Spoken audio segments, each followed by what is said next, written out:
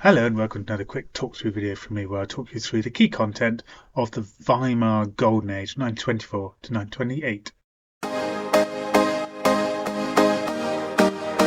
Okay, so in this video I'm going to talk you through how the Weimar government became the Golden Age of 1924 to 1928.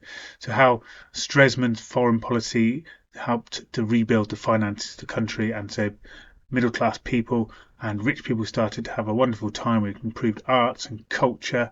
And let's look at some of these key examples for your exam revision.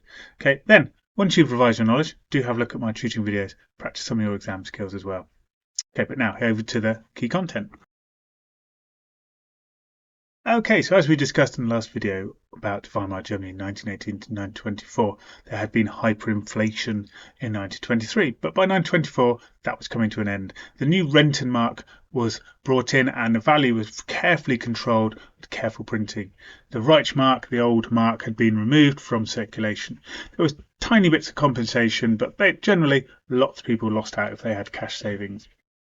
So Stresemann continues to be an important person. He is obviously removed as the Chancellor in 1923. You can't have such unpopular policies like ending the ban on reparations and starting to pay back the French without losing your job to some extent. But he remained foreign minister and negotiated the Dawes Plan 1924, which did the following: reduce reparations to what Germany could afford to pay year on year, set up loans from America of 800 million gold marks to pump into German industry. This had a huge impact. German industry recovered to 1930 levels by 1928 with 13% less land and resources, which is an amazing achievement. And it created a great time of stability. The government in 1924 lasted the full 4 years. It was the only Weimar government to do that. So the Dawes Plan was a crucial part of this. So being aware, if you get asked questions about financial impact, Dawes Plan important, or maybe even it talks about foreign policy, again, that could be Dawes Plan.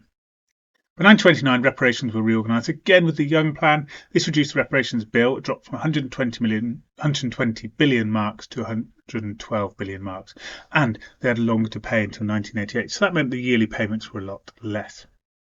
Stresemann also brings Germany back into world politics.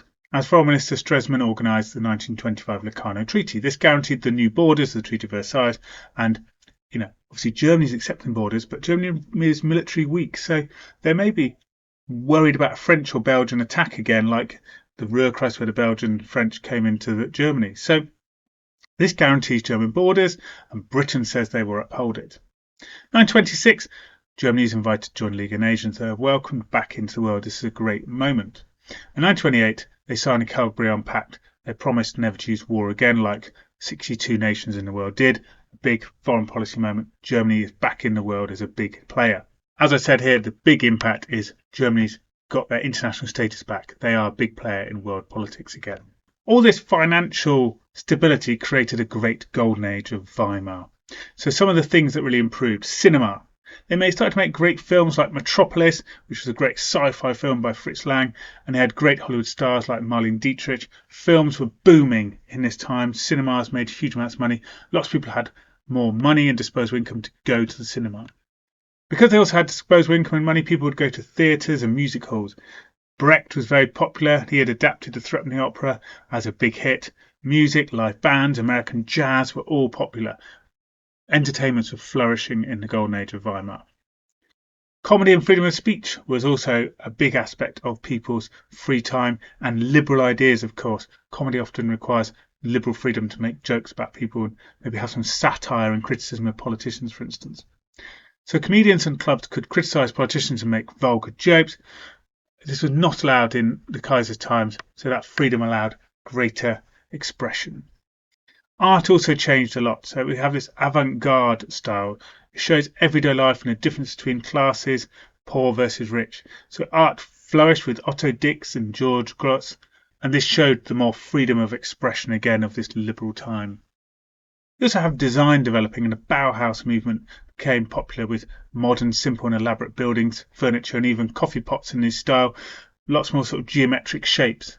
Okay, very much a challenge to the traditional ideas of Germanic design.